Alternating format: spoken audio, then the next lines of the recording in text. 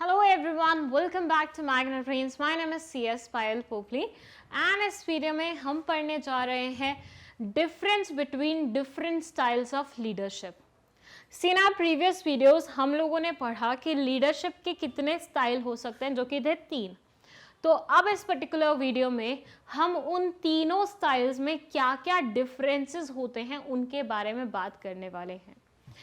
Again क्योंकि ये difference वाला वो है वीडियो, तो उसमें हमने क्या किया है, ऐसे टेबल बनाई है, पॉइंट ऑफ डिफरेंसेस लिखे हैं एंड एक एक करके वो सारे डिफरेंसेस के बेसिस पे हर एक कॉन्सेप्ट को एक्सप्लेन किया है.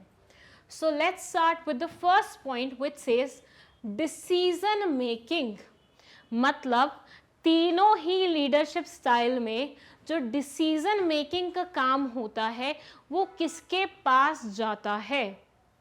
फर्स्ट इट सेज अथॉरिटेटिव में हम सबको पता है अथॉरिटेटिव मतलब वो सिंगल इंसान जो किसी की नहीं सुनता है. जस्ट लाइक हिटलर भाई साहब किसी की सुनते थे? नहीं सुनते थे. तो वो सारे डिसीजन कहाँ से लेते थे? खुद के दिमाग से लेते थे.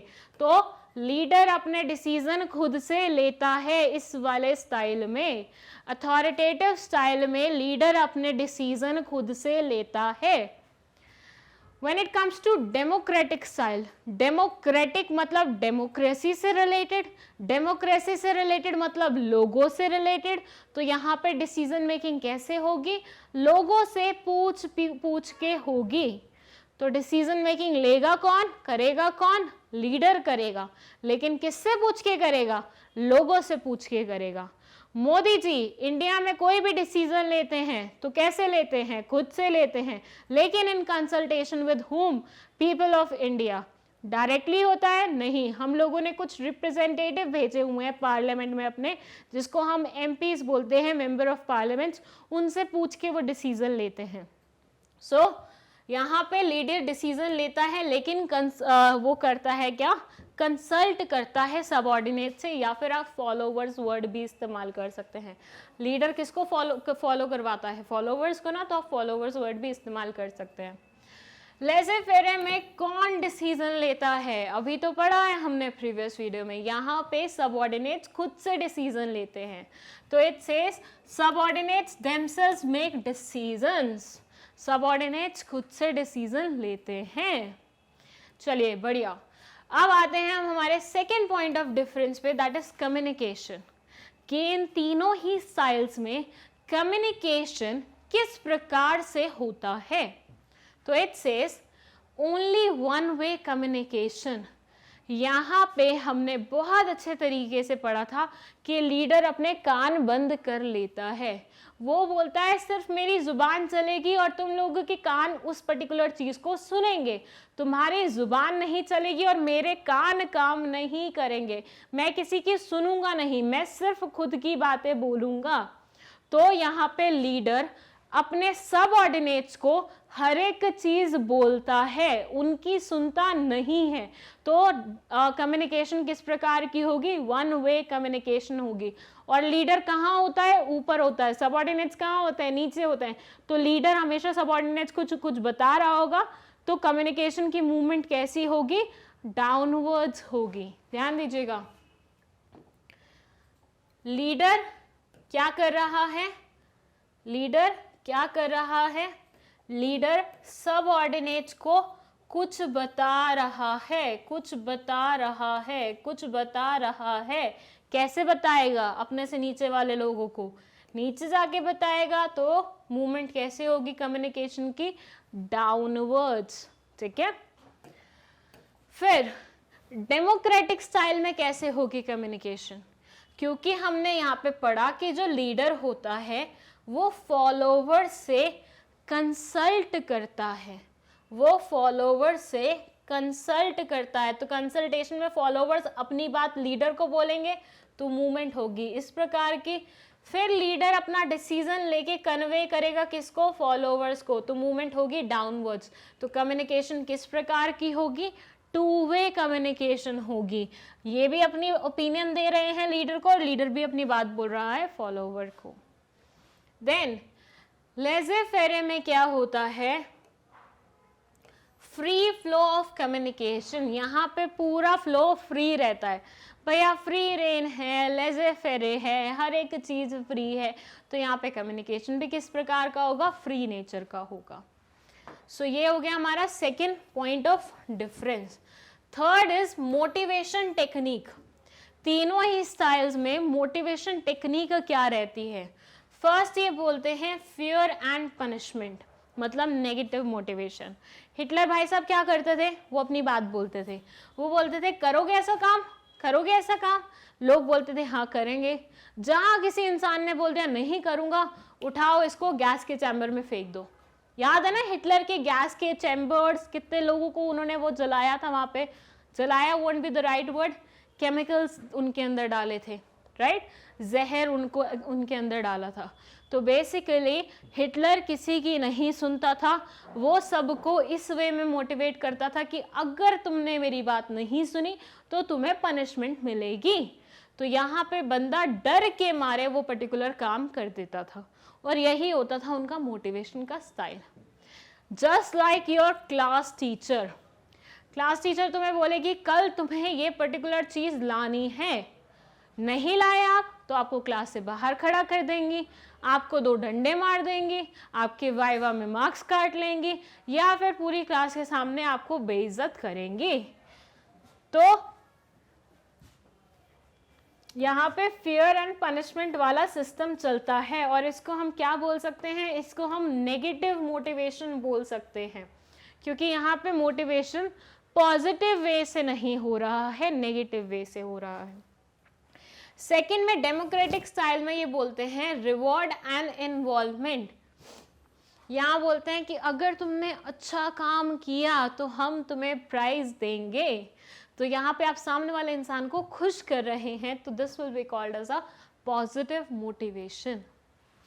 Third, self direction and self control. Laissez faire में मोटिवेशन सेल्फ पे बेस्ड होता है, क्योंकि यहाँ पे सबऑर्डिनेट्स को अपने आप को मोटिवेट करना होता है, कोई आपको बाहर से मोटिवेट नहीं करेगा।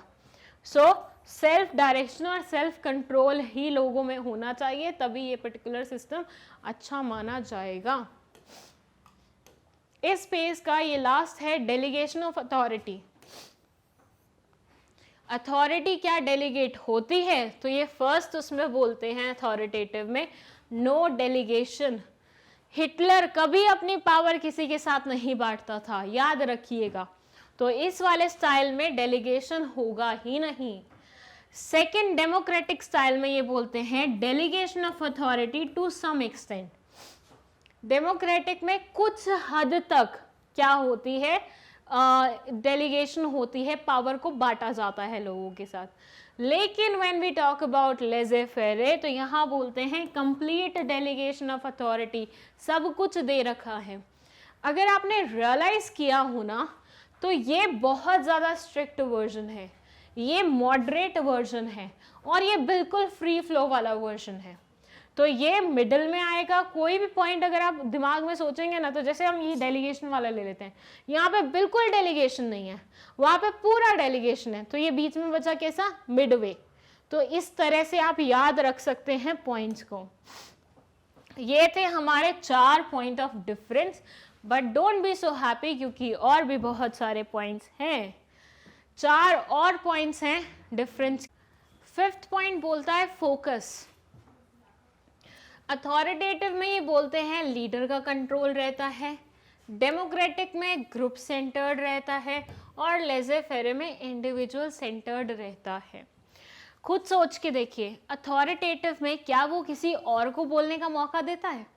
सेंटर ऑफ अट्रैक्शन हमेशा कौन रहता है? हिटलर रहता है, लीडर रहता है। जहां पे मैं ये वर्ड हिटलर इस्तेमाल करूं, समझ जाना मैं लीडर की बात कर रही हूँ अथॉरिटेटिव वे में, ठीक है।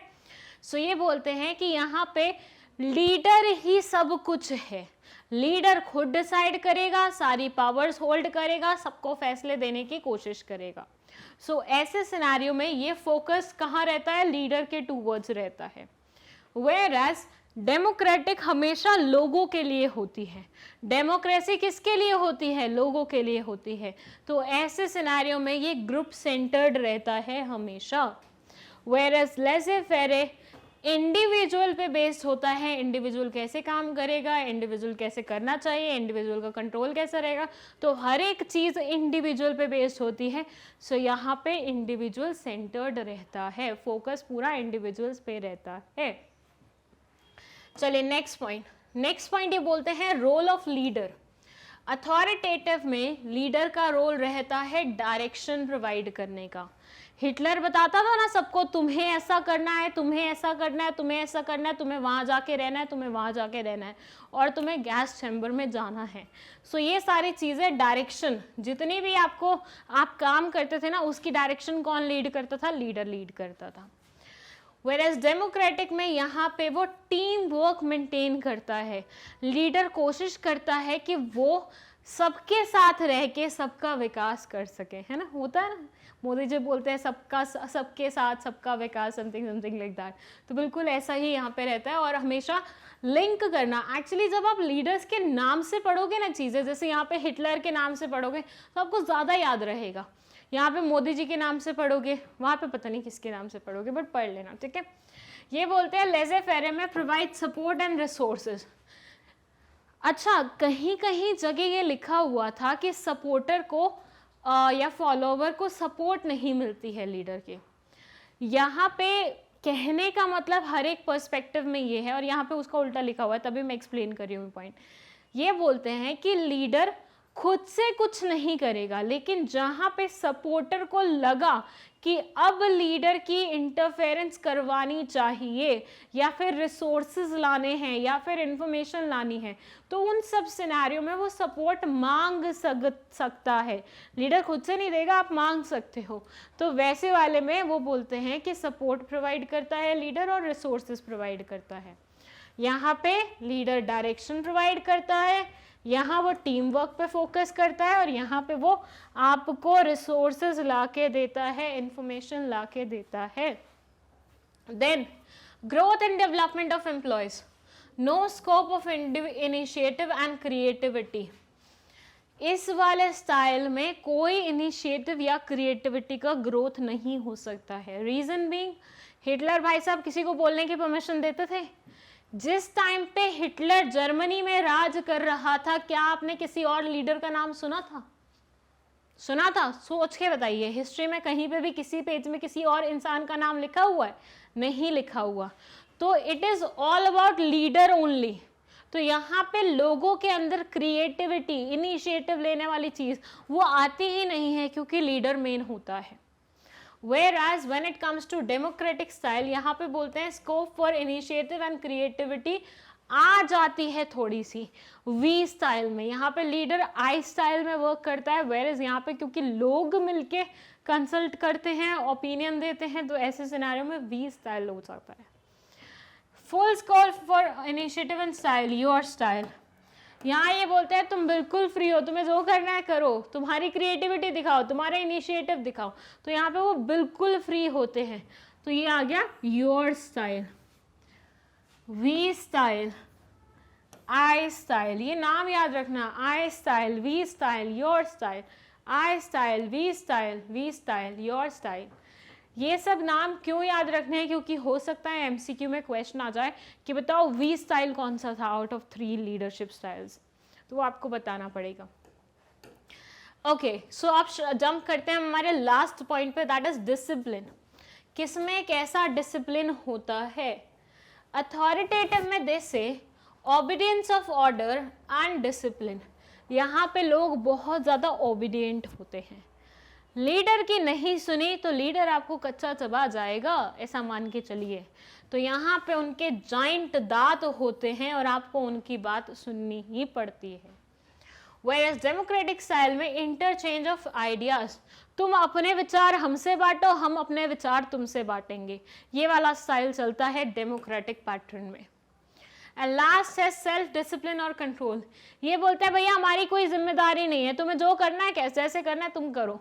तो यहाँ पे आपको खुद पे भरोसा रखना पड़ेगा और आगे चलना पड़ेगा। लीडर आपकी कोई मदद नहीं करने वाला।